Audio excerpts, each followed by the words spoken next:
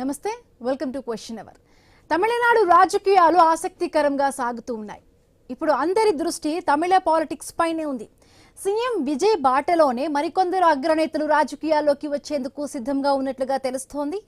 తమిళనాడు రాజకీయాలకు సినీ రంగంతో విడదీయరాని బంధం ఉంది. గతంలో ఎంజీఆర్, జయలలిత, కరుణానిధి, విజయకాంత్ వంటి నాయకులు సినిమా నుంచే రాజకీయాల్లోకి వచ్చి తమదైన ముద్రను వేసుకున్నారు. ఇప్పుడు కొత్త తరం స్టార్ హీరోలు కూడా పాలిటిక్స్ లోకి వచ్చేందుకు ఆసక్తిగా ఉన్నారంటూ ప్రచారం జరుగుతోంది. అగ్ర హీరోలు ధనుష్, లారెన్స్, విశాల్ త్వరలోనే రాజకీయ ప్రవేశం చేయనున్నట్టుగా వార్తలు జోరందుకున్నాయి. అడపాదడపా వారు ఈ మధ్య కాలంలో చేసిన కొన్ని కామెంట్స్ కూడా ఇందుకు బలం చేకూరుస్తున్నాయి. అభిమానులు పిలిస్తే వస్తారని ఒకరు, ఇకపై ప్రజాసేవే ముఖ్యమని మరొకరు హింటిస్తూ ఉన్నారు.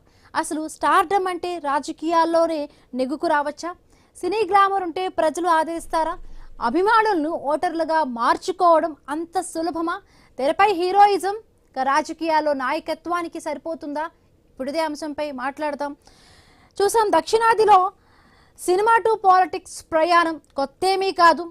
ఎంజీఆర్ నుంచి కానీ సీనియర్ నటుడు సీనియర్ ఎన్టీఆర్ నుంచి కానీ నేటి టీవీకే పార్టీ పెట్టి ఒక్కసారిగా కూడా అందరి మనసు గెలుచుకొని ఎవ్వరూ ఊహించని విజయాన్ని పొందిన విజయ్, ఆ తర్వాత కూడా వెండి తెరపై దేవుళ్ళుగా చూసిన వీళ్ళందరూ కూడా ఇప్పుడు రాజకీయంలోకి వచ్చి పార్టీని పెట్టి రాజకీయాల్లోకి వచ్చి సక్సెస్ అయ్యారు. బట్ వీళ్ళని ఇన్స్పిరేషన్గానే తీసుకొని 2034 అసెంబ్లీ ఎన్నికలకు సంబంధించి కూడా ఇప్పుడు కొంతమంది హీరోలు ఇప్పటి నుంచే కూడా పునాదులు వేసుకుంటున్నారా అనే విధంగా కూడా ఈ మధ్య మనం చూస్తున్నాము. సోషల్ మీడియాలోనైతే ఏమి కొంతవరకు కూడా కొన్ని వార్తలు వస్తున్నాయి. హీరో ధనుష్కి సంబంధించి, రాఘవ లారెన్స్కి సంబంధించి, విశాల్కి సంబంధించి వీళ్ళు కూడా త్వరలోనే ఇలా రాజకీయ ప్రవేశం చేస్తారా అనే విధంగా కూడా కొంత మాటలు, అంటే కొంత న్యూస్ అయితే బయటకు వస్తుంది. ఈ మధ్య మనం చూసాము, హీరో ధనుష్ ఒక వేడుకలో కూడా, ఒక ఈవెంట్లో కూడా మాట్లాడుతూ కూడా ఆయన తీసే సినిమాలు కూడా చాలా వరకు కూడా ఒక సామాజిక స్పృహకు కానీ, లేకపోతే నిరుద్యోగానికి సంబంధించి కానీ, సున్నితమైన అంశాలకు సంబంధించి కానీ, ఒక మెసేజ్ ఓరియంటెడ్ ఫిలిమ్స్ కానీ హీరో ధనుష్ ఫిలిమ్స్ అన్నీ కూడా ఉంటాయి. సో ఆయన గతంలో కూడా మొన్న రీసెంట్గా కూడా ఆయన ఒక ఈవెంట్లో మాట్లాడుతూ కూడా ఒక ప్రసంగం చేశారు. దాని ద్వారానే ఇప్పుడు చాలా వరకు కూడా ఆయన కూడా రాజకీయ రంగ ప్రవేశం చేస్తారంటూ కూడా కొంత కామెంట్లు వినిపిస్తున్నాయి. గతంలో విశాల్ కూడా ఉప ఎన్నికల్లో ఒక నామినేషన్ వేశారు, బట్ ఆ తిరస్కరణకు గురైంది. అంటే అడపాదడప ఆయన కూడా చెప్తూ ఉండుంటారు, నేను నిజమైన రాజకీయ సేవ చేయడానికి రావాలని ఉంది అంటూ కూడా ఆయన చెప్పిన మాటలు కూడా మళ్ళీ ఒకసారి అందరూ గుర్తు తెచ్చుకుంటున్నారు.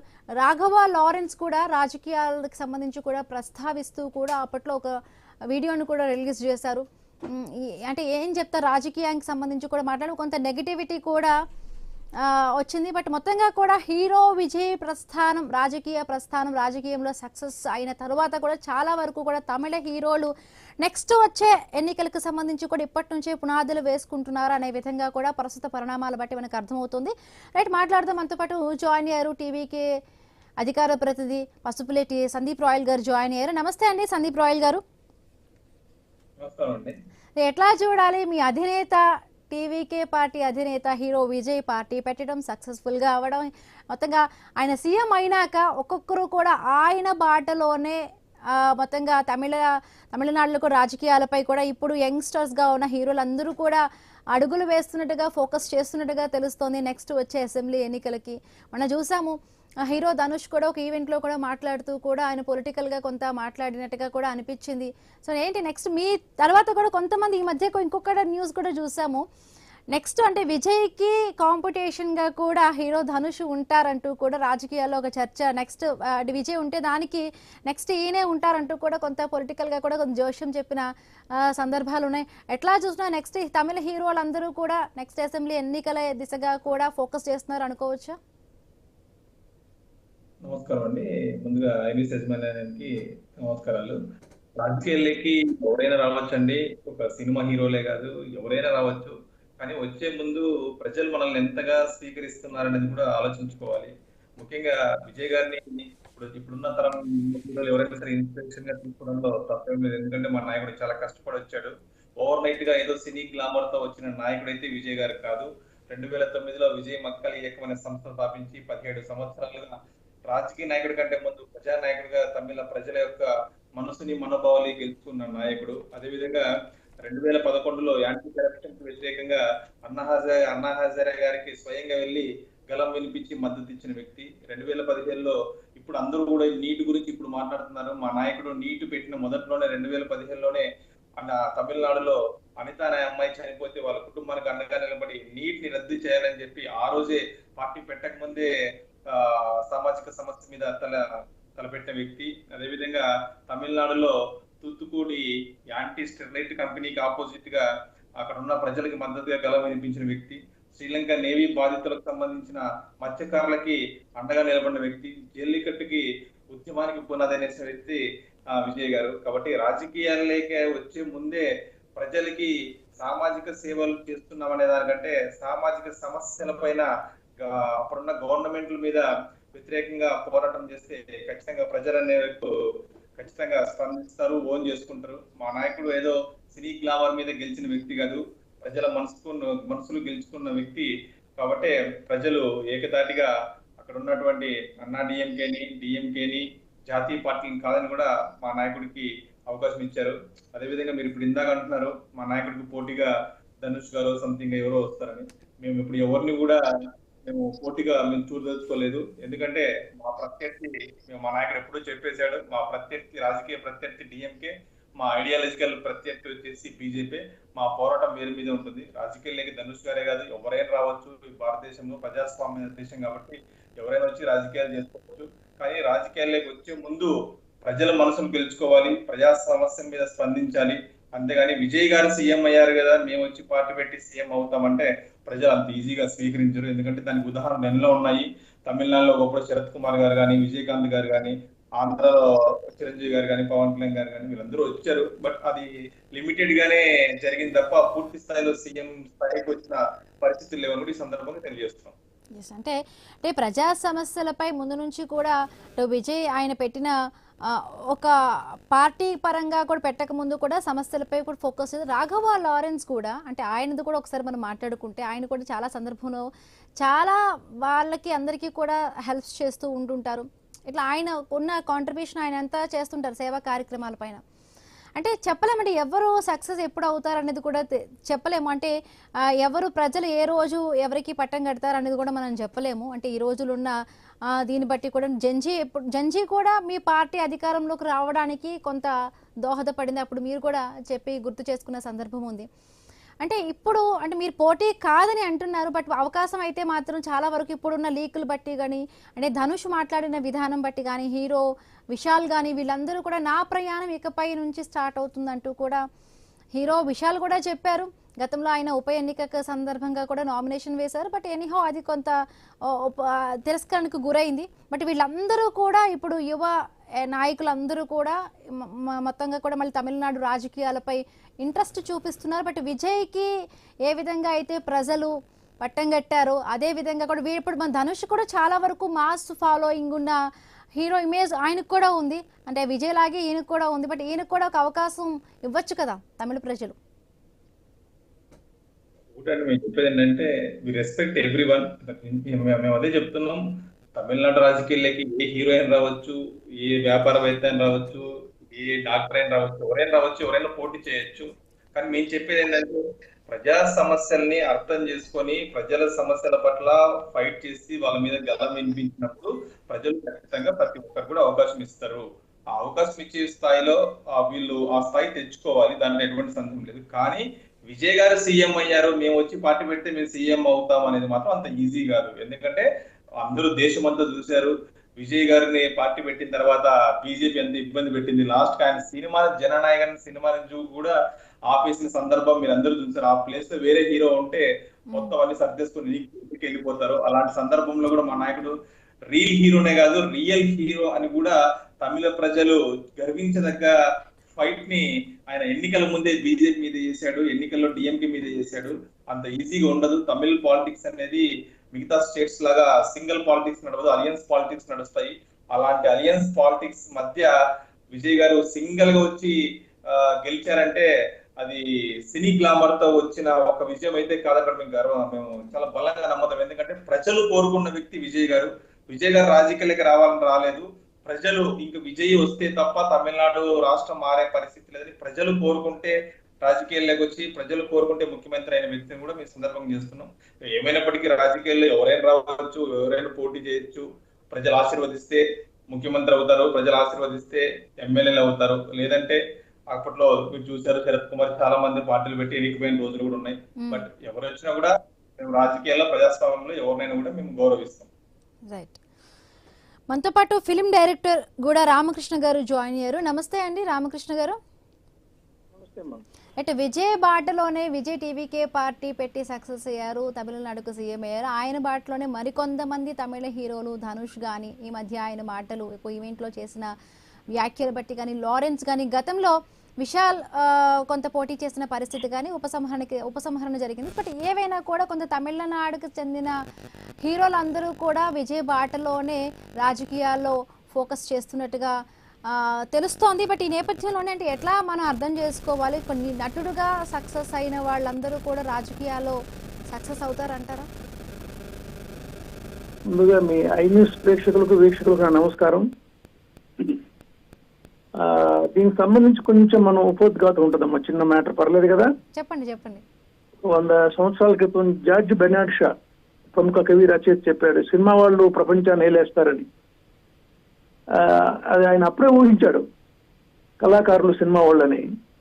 అంటే ఇక్కడ ఒకటమ్మా, ఇప్పుడు గతంలో చూసుకుంటే అటు అమెరికా నుంచి రొనాల్డ్ రేగన్ దగ్గర నుంచి, తమిళనాడులో ఎంజీఆర్ గారు, ఇక మన దగ్గర ఎన్టీఆర్ గారు, ఇలా చాలా మంది, దాసనారాయణరావు గారు, ఇలా చాలా మంది వాళ్ళ యొక్క ఫేస్ వాల్యూస్ తోనో, వాళ్ళ క్యారెక్టర్స్, వాళ్ళ ఆర్టిస్టులు గానో, డైరెక్టర్స్ గానో జనం గుండెల్లో ఒక చిరస్థాయిగా నిలిచిపోయిన వాళ్ళు ఉన్నారమ్మ కొందరు. అలాగని జనం అందరినీ నమ్ముతారని లేదమ్మా, కొంతవరకు నమ్ముతారు, కొందరిని పూర్తిగా నమ్ముతారు, కొందరిని గుండెల్లో పెట్టుకుని పూజిస్తారు. ఆర్టిస్ట్ గా, హీరోలుగా చేసిన ప్రతి ఒక్కరు అలా వచ్చేస్తే అలా ముఖ్యమంత్రులు అయిపోవడం లేదు. గతంలో మనం పేర్లు వద్దు కానీ ఆల్రెడీ ప్రూవ్ అయింది. ఒక చిరంజీవి గారు మెగాస్టార్, ఆయన గొప్ప ఆర్టిస్ట్, రేస్లెస్ గా వచ్చి ఆయన ఒక పెద్ద ఆకాశానికి ఎదిగిపోయిన ఆర్టిస్ట్. ఆయన పోటీ చేసినప్పుడు నియర్లీ 17-18 సీట్లు వచ్చినాయి. మరి ఆయన ముఖ్యమంత్రి అవుతారని అని అనుకున్నారు. కాదమ్మా, ఒక్కొక్క రాష్ట్రానికి సంబంధించి ఒక్కొక్క రకమైన పాలిటిక్స్ ఉంటాయి, ప్రాంతీయవాదం ఉంటది, కుల మత వర్గ ఇది ఉంటది, ఈ ఫీలింగ్ ఉంటది, రకరకాలుగా ఉంటది. అఫ్ కోర్స్ ప్రతి హీరో కూడా నేను హీరోనే, నేను నెక్స్ట్ ఒక విజయ్ లాగానో లేకపోతే ఒక ఎంజీఆర్ లాగానో, ఎన్టీఆర్ గారి లాగా నేను పోటీ చేస్తాను, గెలుస్తాను అనుకోవచ్చు. కానీ అది అందరికీ అవకాశం ఉండదు. ఎందుకంటే జనం అనే వాళ్ళు పబ్లిక్ ని తక్కువ అంచనా వేస్తారు. ప్రజలు చాలా తెలివికల వాళ్ళు. ఒక ఫంక్షన్ లో రాజేష్ ఖన్నా గారు అన్నారు, ఆయన కూడా ఎంపిక చేశాడు, పబ్లిక్ సబ్ కుచ్ జాన్తా హై, పబ్లిక్ సబ్ కుచ్ జాన్తా హై అని. ప్రజలకు అన్నీ తెలుసమ్మా, ప్రజలను తెలుసు వాళ్ళని ఎప్పుడు ఎవరిని ఎక్కడ కూర్చోబెట్టాలి నేను. ఒక ఎన్నికల్లో ఒక హీరో గెలిచాడు అంటే, ఒక హీరో ముఖ్యమంత్రి అయ్యాడు అంటే అది ఆయన ఒక గొప్పతనం ఒకటే మాత్రం కాదు, అవతల వాళ్ళ ఫెయిల్యూర్ కూడా యువతల ఎదురు వీళ్ళకి ప్లస్ అవుతుంది. ప్లస్ ఒక్కొక్క రాష్ట్రానికి సంబంధించి ఒక్కొక్క రకమైన రాజకీయ వాతావరణం అన్నది. అది చెప్పండి. ఇంకొకటి అంటే జనరల్ గా ఇప్పుడు ఏ నాయకులైనా కూడా అంటే మొదట్లో ప్రజాసేవ కోసం, అంటే ఇప్పుడున్న వాళ్ళందరూ ప్రజాసేవ కోసం రాజకీయాల్లోకి వస్తున్నారా, లేకపోతే ముఖ్యంగా అంటే రాజకీయాల్లో కోసం ప్రజాసేవ చేస్తున్నారు? హీరోలు జనరల్ గా వాళ్ళు చిన్నగా వాళ్ళ అభిమాన సంఘాలుగా మొదటగా చిన్న చిన్న క్యాంప్స్ అని స్టార్ట్ చేస్తూ ఉంటారు. అంటే వాళ్ళ మొదటి స్టెప్ అదే, వాళ్ళకి ఇంట్రెస్ట్ ఉండుంటుంది రాజకీయాల్లోకి రావడానికి. బట్ అక్కడి నుంచే కూడా అభిమాన సంఘాలు అందరూ కూడా ఏర్పడి చిన్నగా కొంతమందికి హెల్ప్ చేయడం అన్ని కూడా చేస్తూ ఉంటారు. అంటే సేవ చేయాలంటే డెఫినెట్ గా రాజకీయాల్లోకి రావాలంటారా? నిజంగా సేవ చేస్తానికి ఏ రాజకీయం, ఏ పోస్టులు అక్కర్లేదు. కానీ ఆ పోస్టులు అవి ఉంటే ఇంకొంచెం మరికొంత ఎక్కువ సేవ చేయొచ్చు అన్న ఫీలింగ్ ఉంటది. అయితే అది ఎంతవరకు ఎవరు చేస్తారనేది, ఇప్పుడు పవన్ కళ్యాణ్ గారు ఉన్నారు, లాస్ట్ గత 10 ఏళ్లుగా పోటీ చేస్తున్నారు, ఆయన ఏనాడు గెలిచింది లేదు. కానీ ఒకసారి మొన్న సడన్ గా ప్రపంచంలో ఇంతవరకు ఏ రాజకీయ పార్టీ సాధించినటువంటి సీట్లు 21 సీట్స్ 100% రిజల్ట్ వచ్చింది. కారణాలు వేరే వచ్చింది. ఇప్పుడు ఆయన పాపం ట్రై చేస్తున్నాడు. అతని వరకు అతను ఏదో సామాజిక సేవ చేయాలి, ప్రజలకు సేవ చేయాలని చెప్పేసి సేవ చేస్తున్నారు. ఎంతవరకు సక్సెస్ అవుతారు అనేది అది వేరే విషయం. వీళ్ళు ప్రయత్నం చేసేటప్పుడు మళ్ళీ ఎలక్షన్స్ వస్తాయి, మళ్ళీ మారిపోతుంటాయి రాజకీయాలు. అంటే నిజంగా సర్వీస్ చేస్తానికి ఏ పోస్ట్ అక్కర్లేదమ్మా, మంచి మనసు ఉంటే చాలు, చేయాలన్న ఒక సంకల్పం ఉంటే చాలు. మొన్న ఈ మధ్య చూసారా హీరో ధనుష్ కూడా ఆయన మాటలన్నీ కూడా నెక్స్ట్ 2031 అసెంబ్లీ ఎన్నికల్లో పోటీ చేసే విధంగా కూడా ఆయన మాటలు ఉన్నాయి. ఒక ఈవెంట్ లో కూడా ఒక పార్టీ జెండాకి సంబంధించి ఒక ఆవిష్కరించారు ఒక జెండాని. అప్పుడు కూడా కొన్ని మాటలు కూడా పొలిటికల్ గా మాట్లాడినట్టుగా అనిపించింది. నెక్స్ట్ ఆయన కూడా పోటీ చేస్తారంటూ కూడా కొంత న్యూస్ వస్తోంది. ఇన్ కేస్ ఒకవేళ చేసి ఆయన కూడా ఒక మాస్ లీడర్ గానే ఉన్నారు. ఇప్పుడు హీరో విజయ్ కూడా ఆయన చూసాం ఎంత సక్సెస్ సాధించారో, పెట్టిన వెంటనే కూడా ఆయన విజయం సాధించి తమిళనాడుకే సీఎం అయ్యారు. నెక్స్ట్ ఆయన ఎట్లా ఉండబోవచ్చు, ఈయన కూడా అలానే ప్రజలు ఆదరిస్తారంటారా ధనుష్ కి కూడా? లేదమ్మా, ప్రతిసారి కూడా ఇప్పుడు కూడా ఒక వ్యాక్యూమ్ వస్తుంది, ఒక గ్యాప్ వస్తుంది. 5 ఏళ్లకు 10 ఏళ్లకు అవతల అధికారంలో ఉన్న పార్టీ మీద వ్యతిరేకత కావచ్చు, వాళ్ళ మీద వాళ్ళు ఫెయిల్యూర్స్ కావచ్చు, ఏదైనా కావచ్చు, కొత్తదనాన్ని కోరుకుంటారు ప్రజలు. ఆ కోరుకున్న టైంలో ఒక నటుడి మీదనో, ఒక డైరెక్టర్ మీదనో, లేదా ఒక ఫేస్ వాల్యూ గొప్ప మనిషి మీదనో కొంత నమ్మకం ఉన్నప్పుడు ఆ నమ్మకం అనేది ఓటర్లు ఆ నమ్మకంలోనే చేంజ్ కోరుకుంటారు, మార్పు కోరుకుంటారు. ఎవరు ప్రయత్నాలు చేయొచ్చమ్మా, తప్పలేదు. ఇంకో 5 ఏళ్లకు 10 ఏళ్ళకి అప్పుడు సంగతులమ్మా. అప్పుడు విజయ్ గారు, ఇప్పుడు నో డౌట్ విజయ్ అన్న ఒక హీరో, మాస్ హీరో, ఒక కొత్త సంస్కరణలకు పునాదులు వేస్తున్నాడు. కానీ రాజ్యాంగం ఒప్పుకోట్ల. జనం కోసం, పేదల కోసం, విద్యార్థుల కోసం ఒక గొప్ప సంస్కరణ పునాదులు వేస్తున్నాడు. గతంలో ఎన్టీ రామారావు గారు వచ్చినప్పుడు ఎట్లయితే ఒక గొప్ప సంస్కరణలు తీసుకొచ్చాడు, అలాగే వేస్తున్నారు. కాబట్టి మన రాజ్యాంగం అంటూ ఒక లిమిట్స్ ఉన్నాయి, ఒక రాజ్యాంగం ఉంది. ఆ రాజ్యాంగం, కోర్టులు ఇవన్నీ కూడా అటు బ్రేక్లు వేస్తున్నాయి. రకరకాల కారణాలమ్మా. ఏదైనా కానీ ప్రతి 5 ఏళ్లకో 10 ఏళ్లకో ఒక మార్పు అనేది జనం కంపల్సరీ కోరుకుంటారు. ఆ వ్యాక్యూమ్ ఎప్పుడు వస్తుంది, అది కంపల్సరీ యువతల మనిషికి ఉన్న, జనంలో ఉన్న పలుకుబడి కావచ్చు, ఆ మంచితనం, లేకపోతే వాళ్ళ మీద అభిమానం ఏదైనా కావచ్చు, అది వాళ్ళని కంపల్సరీ ఆందోళన ఎక్కిస్తుంది. థ్యాంక్ యూ అండి రామకృష్ణ గారు. రైట్, దక్షిణాది సినిమా టు పాలిటిక్స్ ప్రయాణం అనేది కొత్తది కదా. గతంలో మనం ఎంజీఆర్ని చూసాము, సీనియర్ ఎన్టీఆర్ని చూసాము. మొన్న తమిళనాడులో కూడా టీవీకే పార్టీ పెట్టి విజయం సాధించి, విజయ్ ఎంత సక్సెస్ సాధించారో మనం అందరం చూసాం. బట్ ఆయన్ను ఇప్పుడు మొత్తంగా కూడా తీసుకొని ఇన్స్పిరేషన్గా తీసుకొని కొంతమంది తమిళనాడు హీరోలు కూడా 2031 అసెంబ్లీ ఎన్నికల్లో కూడా పోటీ చేసేందుకు ఇప్పటి నుంచే కూడా అడుగులు వేస్తున్నట్టుగా కూడా ఆయన వాళ్ళ రీసెంట్ మాటలు, ఈ మధ్య జరిగిన ఈవెంట్లో జరిగిన మాటలు బట్టి కూడా చాలా వరకు కూడా కొంత మాటలు వినిపిస్తూ ఉన్నాయి. సో మాట్లాడదాం. కరెస్పాండెంట్ గోపీనాథ్ మనతో పాటు జాయిన్ అయ్యారు. గోపీనాథ్, ఎట్లా చూడాలి? మొన్న హీరో ధనుష్ కూడా రాజకీయాల్లోకి రాబోతున్నట్టుగా కూడా కొంత ఒక ఈవెంట్లో మాట్లాడిన మాటలు, ఆయన సంబంధించి కూడా ఒక పార్టీ ప్రత్యేకమైన ఒక జెండాను కూడా ఆవిష్కరించారు అభిమాన సంఘానికి సంబంధించి కూడా. ఆయన చూసిన సినిమాలు కూడా, తీసిన సినిమాలు కూడా చాలా వరకు ఒక మెసేజ్ ఓరియంటెడ్ కానీ, నిరుద్యోగికి సంబంధించి ఏదో ఒక సమస్య మీద కూడా ఆయన ఎక్కువగా ఫోకస్ చేయడం కానీ, ఆయన కూడా నెక్స్ట్ రాజకీయాల్లోకి రాబోతున్నారా? సో మొత్తం మీద ఎందుకంటే తమిళనాడు రాజకీయాల్లో ఇప్పటికే అంటే ఒక మైలురాయి దాటుకొని అంటే అగ్రస్థానానికి చేరుకున్నటువంటి టీవీకే అధినేత సినీ హీరో విజయ్ కి సంబంధించి ఒక చరిత్ర మనం చెప్పుకోవచ్చు. ఎందుకంటే గతంలో అంటే గత ఈ 10-15 సంవత్సరాల్లో ఉన్నటువంటి పార్టీలని నమ్మి మోసపోయినటువంటి తమిళ ప్రజలు అదే సందర్భంలోనే అప్పటి వరకు కూడా తెరపైన అత్యంత అద్భుతంగా నటించినటువంటి విజయ్ని అక్కను చేర్చుకున్నారు. అందువల్లనే రాజకీయంగా కూడా ఆయనకి ముందుకు తీసుకెళ్లారు, ఆయన గెలిపించుకున్నారు. అయితే ఆయన సీఎం అయిన తర్వాత తమిళనాడు రాజకీయాల్లో ఒక ఆసక్తికరమైనటువంటి చర్చ, ఆసక్తికరమైనటువంటి పరిస్థితులు కొనసాగుతున్నాయి. అందులో భాగంగానే గత కొద్ది రోజుల క్రితం నేను కూడా ప్రజాసేవ చేస్తాను అంటూ కూడా ధనుష్ వాళ్ళ అభిమానులు ఉద్దేశించి కొన్ని వ్యాఖ్యలు చేయడం ఇప్పుడు రాష్ట్రంలో సంచలనంగా మారింది. ఎందుకంటే ధనుష్ రాబోయే రోజుల్లో అంటే రాజకీయాల్లోకి రాబోతున్నారు. ఎందుకంటే ఆయన ఈ మధ్య అభిమానులు ఉద్దేశించి మాట్లాడిన మాటలు అందరినీ కూడా ఆసక్తికరంగా చూస్తున్నాయి. ఎందుకంటే మీరు అంటే నేను వచ్చిన సందర్భంగా మీరు ఇక్కడికి వచ్చి విజిల్ వేసి చప్పట్లు కొట్టడం కాదు, ప్రజలకు సేవ చేయండి, ప్రజా సేవ చేయండి.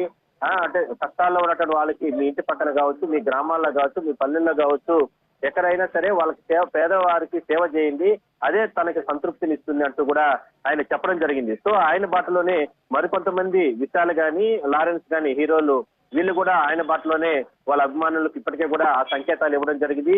ఈ ముగ్గురు అగ్ర హీరోలు కూడా ఇప్పటికే కొన్ని అంటే ఏదైతే అంటే స్వచ్ఛందంగా వాళ్ళ అభిమాన సంఘాల ఆధ్వర్యంలో పలు ప్రాంతాల్లో ఇప్పటికే సేవా కార్యక్రమాలు ఇలాంటి కార్యక్రమాలన్నీ కూడా నిర్వహిస్తున్నారు. అయితే ఇవన్నీ కూడా చాలా మంది రాజకీయ విశ్లేషకులు కావచ్చు, లేదంటే అభిమానులు అతి త్వరలోనే, ఎందుకంటే విజయ్ సక్సెస్ఫుల్ కొట్టారు కాబట్టి ఖచ్చితంగా అంటే ఇక్కడ తమిళనాడు రాష్ట్ర రాజకీయాల్లో ఉన్నటువంటి పరిస్థితుల్లో ఖచ్చితంగా ధనుష్ గాని, విశాల్ గాని, లారెన్స్ రాజకీయాల్లోకి వస్తే ఖచ్చితంగా వాళ్ళు కూడా సక్సెస్ఫుల్ అంటే గా ముందుకెళ్తారు, ప్రజలకు దగ్గరుండి సేవ చేస్తారనేటువంటి చర్చ కూడా నడుస్తుంది. కానీ ఏదైతే విజయ్ పరిస్థితి వేరు. విజయ్ అంటే ఏదైతే అంటే అప్పుడు పార్టీ పెట్టిన పరిస్థితులు, ఎన్నో ఒడిదొడుగులు, ఎన్నో రకాల ఇబ్బందులు, అప్పుడు ఉన్నటువంటి టీవీకే అంటే అప్పుడు ఉన్నటువంటి డిఎంకే కానీ, అన్నా డిఎంకే పార్టీ కానీ 4 దశాబ్దాల పాటు కూడా అక్కడ చక్రం తిప్పాయి.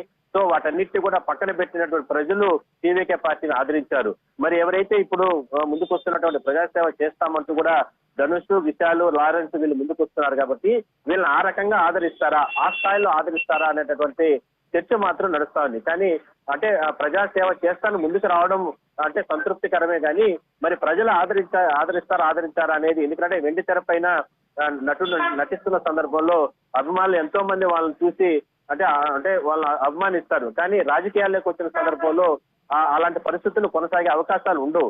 బట్ వీళ్ళ విషయంలో ఏ విధంగా జరుగుతుందనేది మాత్రం చూడాల్సిన అవసరం అయితే. మొత్తం మీద ప్రత్యక్షంగా వీళ్ళు రాజకీయాల్లోకి వచ్చి ధనుష్ గాని, విశాల్ గాని, లారెన్స్ గాని అంటే పార్టీ పెట్టడం కానీ, లేదంటే ఒక పార్టీలో వాళ్ళు వెళ్ళడం కానీ, లేదంటే ఏ రకంగా సపోర్ట్ చేయడం కానీ ఇలాంటివి చేస్తారా, లేదంటే దూరంగానే ఉండి సినీ స్టార్ గానే వాళ్ళు కొనసాగుతూ సినిమాల్లోనే నటిస్తూ ప్రజాసేవకు అంకితం అవుతారా అనేది మాత్రం అతి త్వరలోనే తెలిసే అవకాశాలు అయితే ఉన్నాయి.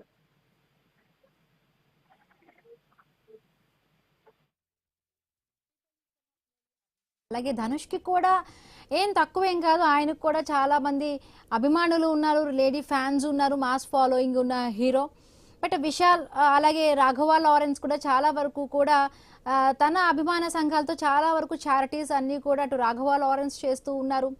ఈ మధ్య కాలంలో మనం చూస్తే అంటే ముఖ్యంగా సేవ చేయటానికి ఏదైనా కూడా కొంత ఎవరైతే అభిమాన సంఘాలు వాళ్ళందరూ కూడా రాజకీయ కేడర్గా కూడా ఎంతవరకు కూడా వీళ్ళకి వర్కౌట్ అవుతుంది అంటే హీరో విజయ్కి సంబంధించి కూడా పక్కన పెడితే, ఎందుకంటే అప్పుడుకున్న పరిస్థితులన్నీ కూడా వేరు. సో ఎట్లా మనం దీన్ని చూడండి, వీళ్ళకి అంటే విజయ్కున్న సక్సెస్సే డెఫినెట్గా కూడా వీళ్ళకి కూడా వచ్చే అవకాశం ఉందా?